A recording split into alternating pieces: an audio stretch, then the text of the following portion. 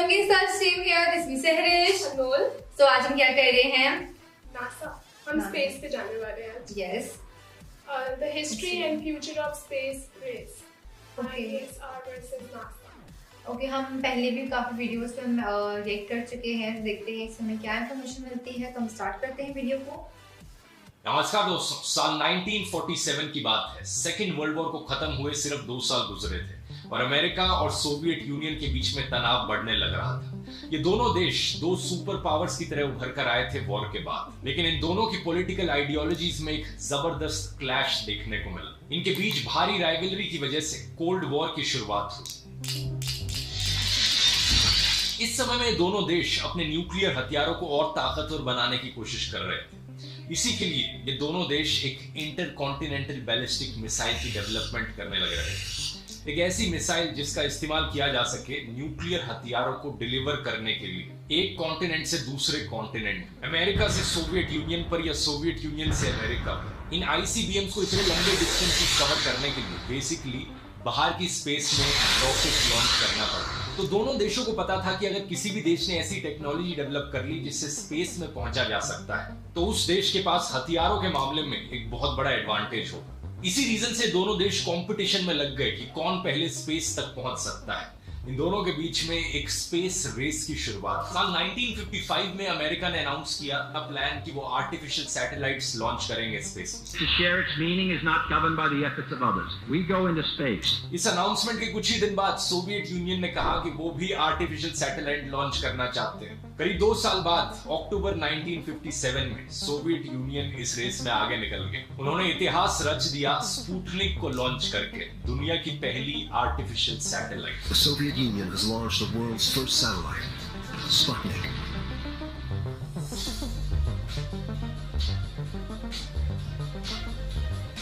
एक महीने बाद उन्होंने एक और सैटेलाइट भेजी, Sputnik 2।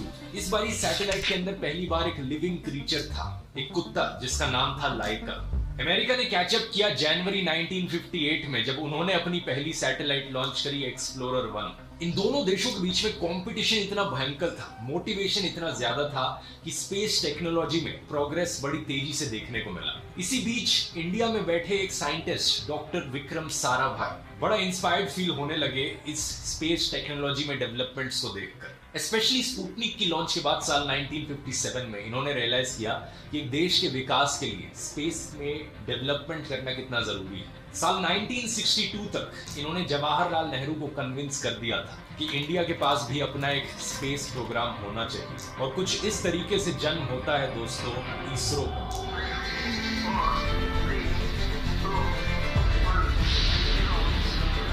India is aiming to become the 4th space agency to reach the mythical sphere. 16,000 से भी ज्यादा लोगों का इसरो संगठन है। इसे पूरी तरह से भारतीय संगठन कह सकते हैं। 1979, SLU-3 satellite launch vehicle. I was the project director, mission director. My mission is to put the satellite in orbit.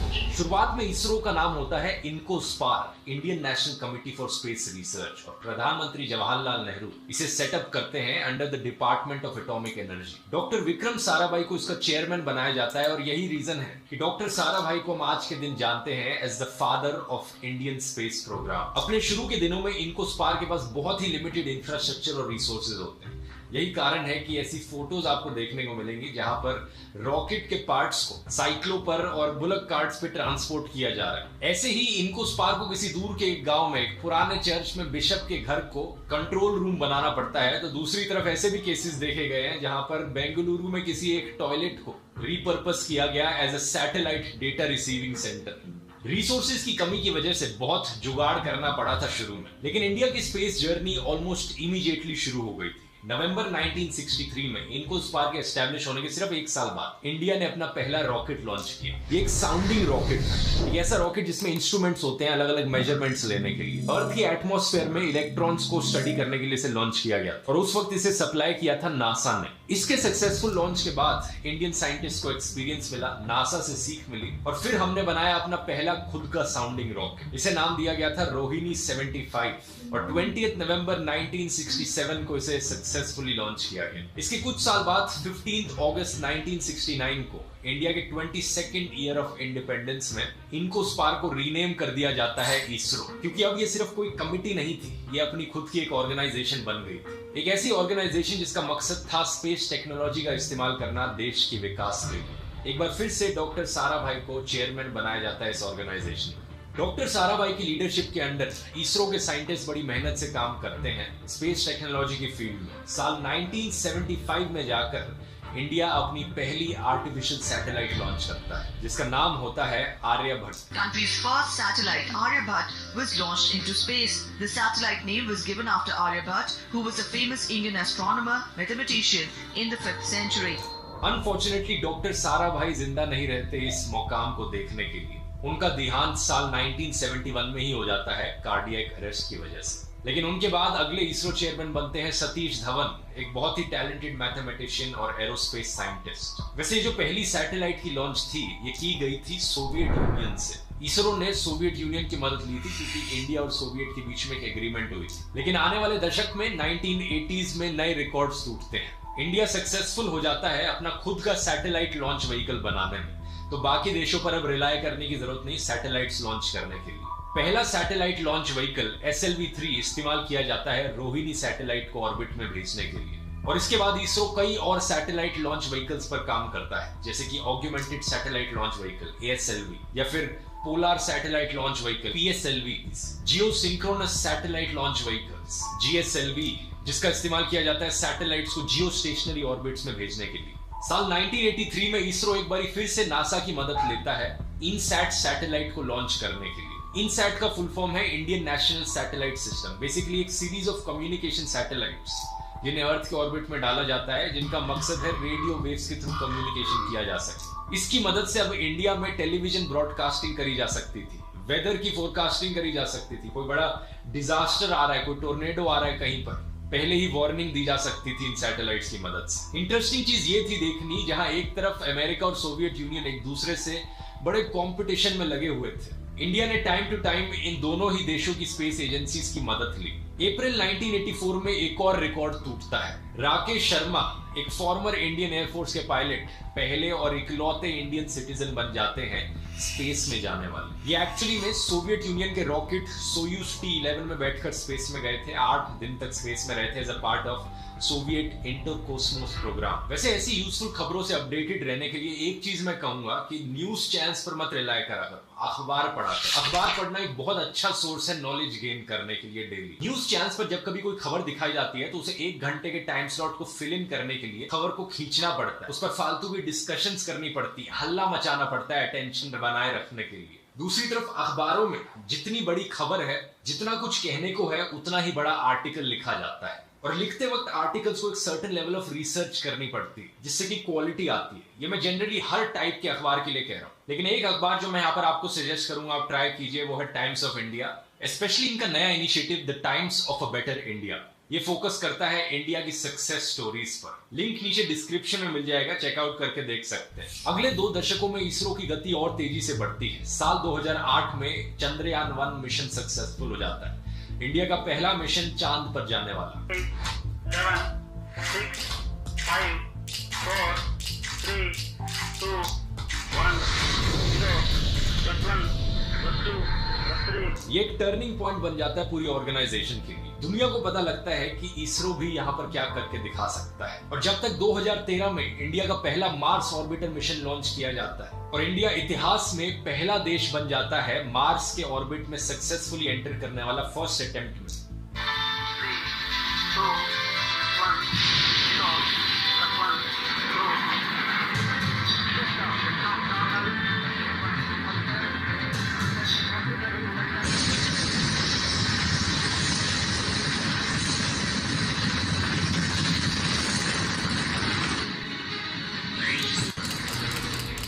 ISRO को एज अ स्पेस एजेंसी दुनिया की टॉप स्पेस एजेंसीज में गिना जाने लगता है। इंडिया को एक स्पेस सुपर पावर माना जाने लगता है। ये मार्स मिशन कई मायनों में ऐतिहासिक था। इंडिया चौथा देश था सिर्फ ऑर्बिट में जाने वाला मार्स के, और हमने ये कर दिखाया था सिर्फ $74 मिलियन की कॉस्ट, जो कि बहुत कम कॉस्ट होती है। जो हॉलीवुड फिल्म बनी थी मार्शियन, उस फिल्म का बजट ही इंडिया के मिशन के बजट से ज्यादा था। $108 मिलियन उस पर स्पेंड किए गए वर्सेस 74 मिलियन यहाँ पर। लेकिन एक सवाल जो बहुत से लोगों के मन में यहाँ पर उठता है, इसरो की ये बड़ी अचीवमेंट्स नासा के सामने कितनी फिट बैठती है? क्या इसरो नासा की बराबरी कर सकता है? अब नासा की स्थापना दोस्तों सिर्फ 4 साल पहले करी गई थी इसरो से, साल 1958 में। लेकिन तब से लेकर अब तक नासा ने 1000 से ज्यादा अनमैन्ड मिशंस और करीब 245 मिशंस लॉन्च किए हैं आउटर स्पेस में। इनमें से सबसे बड़ा था साल 1969 में, जब पहली बार इंसानों को चांद पर भेजा गया। He decides the way to beat the Soviets is to put a man on the moon. We choose to go to the moon in this decade and do the other thing, not because they are easy, but because they are hard. Neil Armstrong पहले आदमी बन गए चांद पर कदम रखने वाले Apollo 11 के mission में। अमेरिका आज के दिन इकलौता देश है जिसने इंसानों को चांद के सरफेस पर लैंड कराया। इसके अलावा इनका केपलर स्पेस टेलीस्कोप जिसने हजारों एक्सोप्लैनेट्स को डिस्कवर किया है, यानी वो प्लैनेट्स जो हमारे सोलर सिस्टम के बाहर है। नासा की मदद से ही इंटरनेशनल स्पेस स्टेशन को लोअर अर्थ ऑर्बिट में प्लेस किया गया। एक ऐसा स्पेसक्राफ्ट जिसमें इंसान रह सकते हैं, काम कर सकते हैं और एक्सपेरिमेंट्स कर सकते हैं स्पेस। फिर नासा ने मार्स के सरफेस तक पर भी रोवर्स भेजे हैं, जैसे कि 2015 में क्यूरियोसिटी रोवर मार्स की जमीन पर लैंड किया और पानी का पहला एविडेंस पाया कि मार्स पर लिक्विड स्टेट में वाटर एग्जिस्ट करता है। और हाल ही का जो famous James Webb space telescope है, जिस पर मैंने 2 वीडियोस भी बनाए हैं, आप जाकर देख सकते हैं, इनका लिंक मैं नीचे डिस्क्रिप्शन में डाल दूंगा। बहुत ही नई चीजें जिसकी वजह से हमें पता चली, ये भी नासा ने ही लॉन्च की। तो क्या कारण है एक्चुअली में कि नासा बाकी स्पेस एजेंसीज के कंपैरिजन में इतना आगे है? इसके पीछे सबसे बड़ा रीजन तो दोस्तों वही है जिसकी मैंने वीडियो के शुरू में बात करी थी। नासा को साल 1958 में एस्टैब्लिश किया गया था सोवियत यूनियन के रिस्पॉन्स में। Today a new moon is in the sky, a 23-inch metal sphere placed in orbit by a Russian rocket. Soviet union जब इस रेस में दौड़कर आगे निकल गया, जब उन्होंने अपनी पहली सैटेलाइट लॉन्च करी, तब अमेरिका को लगा कि हम पीछे कैसे रह सकते हैं, हम भी सिविलियन कैपेसिटी में एक अपना स्पेस प्रोग्राम बनाते हैं। इन दोनों के बीच में इतना ज्यादा फियर्स कंपटीशन था कि इतनी ज्यादा इनोवेशन हमें देखने को मिली। इसके अलावा दूसरा कारण है नासा के गोल्स। नासा के गोल्स अगर आप डिटेल में देखोगे तो आपको दिखेगा कि उनका बेसिकली मकसद है मैनकाइंड की नॉलेज को इंक्रीज करना और इंसानों की प्रेजेंस स्पेस में बढ़ाना। इसे आप इसरो से कंपेयर करो तो इसरो को एक्चुअली में किसी देश से कंपीट करने के लिए नहीं बनाया गया था। इंडिया की किसी दूसरे देश के साथ कोई जंग नहीं चल रही थी कि इंडिया को मजबूरी में आकर, प्रेशर में आकर इसरो डेवलप करना पड़ा। इसरो का मकसद था स्पेस टेक्नोलॉजीज को डेवलप करना देश के सोशियो इकोनॉमिक बेनिफिट के लिए। ऊपर से देखकर आपको लगेगा कि इनके मिशन काफी सिमिलर है, लेकिन ट्रेडिशनली देखा जाए तो नासा का शुरू से ही रिसर्च, एक्सप्लोरेशन और टेक्नोलॉजिकल एक्सपेरिमेंट्स करने में ज्यादा इंटरेस्ट था। उन्होंने अपोलो 11 का मिशन इसलिए किया क्योंकि वो सोवियत यूनियन से आगे निकलना चाहते थे। वो पहला देश बनना चाहते थे जो एक्चुअली में किसी को चांद पर भेजे। वो दिखावे के मामले में एक ज्यादा बड़ी सुपर पावर बनना चाहते थे। यहाँ पर एक रेस चलने लग रही थी। दूसरी तरफ इसरो ने ऐसी चीजों में फोकस किया जिससे देश को भला हो, जैसे कि एक ऐसा सैटेलाइट नेटवर्क बिछाया जा सके जिससे टेलीविजन की ब्रॉडकास्टिंग हो सके, वेदर फोरकास्टिंग करी जा सके। हालांकि जो बाद के मिशंस थे इसरो के, जैसे कि चंद्रयान या मंगलयान, वो एक्सप्लोरेशन की कैटेगरी में ज्यादा फिट बैठते हैं, लेकिन शुरुआत में इसरो का फोकस उन चीजों पर इतना नहीं था। इसके अलावा एक तीसरा कारण आ जाता है दोनों एजेंसीज का बजट। नासा का पूरे साल का बजट है अराउंड $24 बिलियन। इसे कंपेयर करो इंडिया में डीओएस के बजट से, जिसे $1.7 बिलियन मिलते हैं एक साल के। और डीओएस के अंडर एक ऑर्गेनाइजेशन है इसरो, तो इसरो को उस $1.7 बिलियन का कुछ पोर्शन ही मिल पाता है। तो अप्रोक्सीमेटली देखा जाए यहाँ पर नासा का बजट 20 गुना ज्यादा है इसरो के कंपैरिजन में। ऑब्वियस सी बात है, नासा के पास ज्यादा पैसे हैं स्पेंड करने के लिए और एम्बिशियस और एक्सपेरिमेंटल मिशंस पर। इसी की मदद से वो रोवर्स भेज पाते हैं मार्स पर, जुपिटर और सैटर्न के मून्स पर मिशन भेज पाते हैं, एस्ट्रॉइड्स तक पर भी वो स्पेसक्राफ्ट्स भेज पाते हैं। इसरो अपना ज्यादातर बजट एक्चुअली में स्पेंड करता है नई टेक्नोलॉजीज को डेवलप करने में, स्पेस व्हीकल्स की कंस्ट्रक्शन में, ग्राउंड स्टेशंस और जो नेसेसरी स्पेस मिशंस हैं सिर्फ उन्हें ही कंडक्ट किया जाता है। इतना ज्यादा पैसा बचता नहीं है ज्यादा मिशंस करने के लिए। तो नेचुरल सी बात है कि इतने सालों बाद नासा का इंफ्रास्ट्रक्चर कहीं ज्यादा बेहतर है इसरो के कंपैरिजन में। लेकिन कुछ चीजें यहाँ पर जरूर हैं जहां पर इसरो नासा से आगे है, जैसे कि एफिशिएंसी, रिसोर्सफुलनेस और कॉस्ट इफेक्टिवनेस। फॉर एग्जाम्पल साल 2005 में नासा ने एक सोलर मिशन लॉन्च किया था स्टीरियो, जिसकी कॉस्ट पड़ी थी $550 मिलियन उस समय पर। आज के दिन इसरो का आगे प्लान है कि एक सिमिलर सा सोलर मिशन लॉन्च किया जाएगा, आदित्य L1, जिसकी कॉस्ट पड़ेगी सिर्फ $55 मिलियन, वो भी आज की इकोनॉमी में। तो इमेजिन कर सकते हो 1/10 कॉस्ट पर सेम मिशन किया जा रहा है। सिमिलरली नासा ने 2 मिशन प्लान किए हैं वीनस प्लैनेट पर आने वाले टाइम में। एक होगा इनका वेरिटास मिशन, जिसे साल 2028 में लॉन्च किया जाएगा, और एक होगा दा विंसी मिशन, जिसे साल 2029 में लॉन्च किया जाएगा। टोटल कंबाइंड कॉस्ट एस्टिमेट करी गई है $1 बिलियन। दूसरी तरफ इसरो ने अपना शुक्रयान 1 मिशन प्लान किया है, जो वीनस पर जाएगा। प्लान के अकॉर्डिंग ये 2025 में किया जाएगा, यानी कि नासा से पहले किया जाएगा, और कॉस्ट एस्टिमेट करी गई है 62 मिलियन से लेकर $125 मिलियन के बीच में। फिर से 1/10 कॉस्ट पर किया जाएगा। ऑब्वियसली इसका एक और बहुत बड़ा एग्जाम्पल था हाल ही का मार्स मिशन, जो एक फ्रैक्शन ऑफ द कॉस्ट में किया गया था। आने वाले टाइम में इसरो के 3 मिशन सबसे इंपॉर्टेंट होने वाले हैं। पहला गगनयान, दूसरा आदित्य L1 और तीसरा चंद्रयान 3। एक्सपेक्ट किया जा रहा है कि इन तीनों को अगले साल 2023 में लॉन्च किया जाएगा। इनमें से सबसे इंपॉर्टेंट मिशन होगा गगनयान मिशन, क्योंकि देश के इतिहास में सबसे पहला मैन्ड मिशन होगा टू स्पेस। आज तक इसरो ने कभी भी इंसानों को स्पेस में नहीं भेजा है। ये गगनयान पहला ऐसा मिशन होगा जिसमें ऐसा अटेम्प्ट किया जाएगा। इसरो 3 लोगों के क्रू को स्पेसक्राफ्ट में भेजेगा।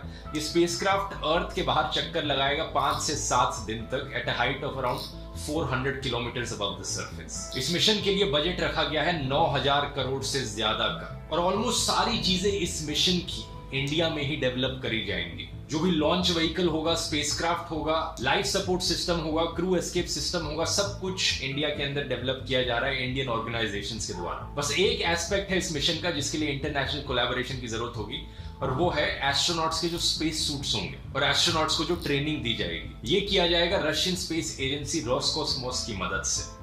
4 इंडियन एयरफोर्स के पायलट्स को ऑलरेडी ट्रेनिंग के लिए भेजा जा चुका है रशियन स्पेस एजेंसी में। इसके अलावा कुछ फ्लाइट फिजिशियंस और कम्युनिकेशन की जो टीम होगी वो फ्रेंच स्पेस एजेंसी के साथ ट्रेनिंग कर रही है, national centre for space studies यानी CNES। अगर इंडिया ये मिशन करने में सक्सेसफुल होता है तो इंडिया चौथा देश बन जाएगा दुनिया का जिसने अपनी कैपेसिटी में एस्ट्रोनॉट्स को लोअर अर्थ ऑर्बिट में भेजा।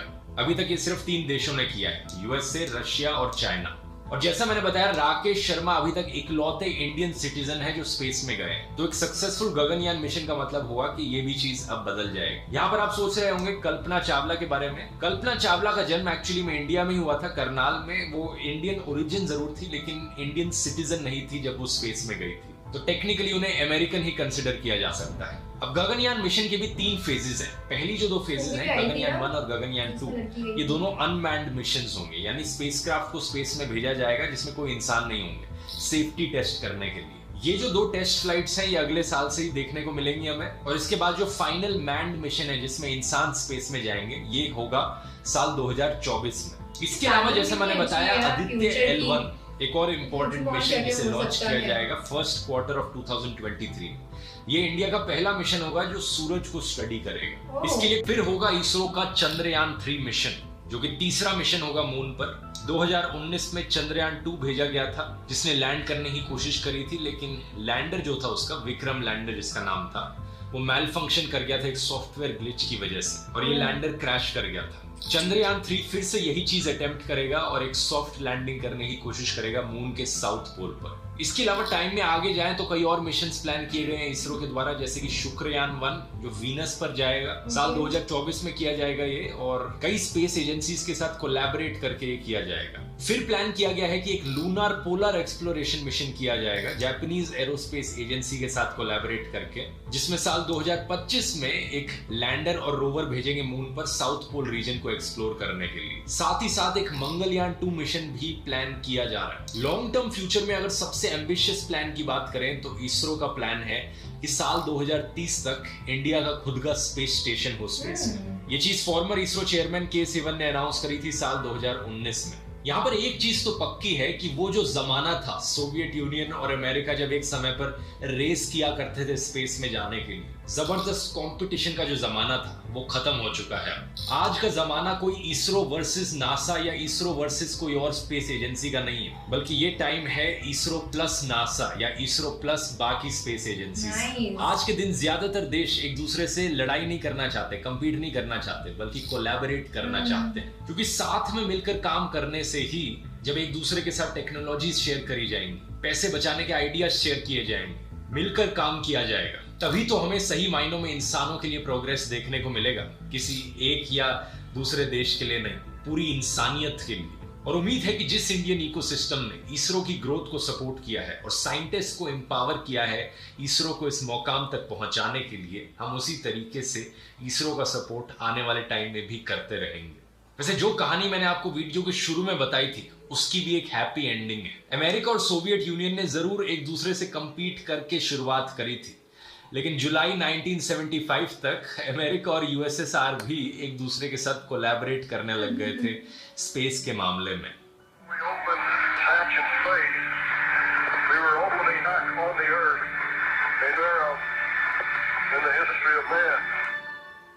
और 1975 ही वो साल बताया जाता है दोस्तों जब ये स्पेस रेस खत्म हुई। इन दोनों देशों ने एक दूसरे के अगेंस्ट भागना बंद किया और साथ में मिलकर ये दौड़े।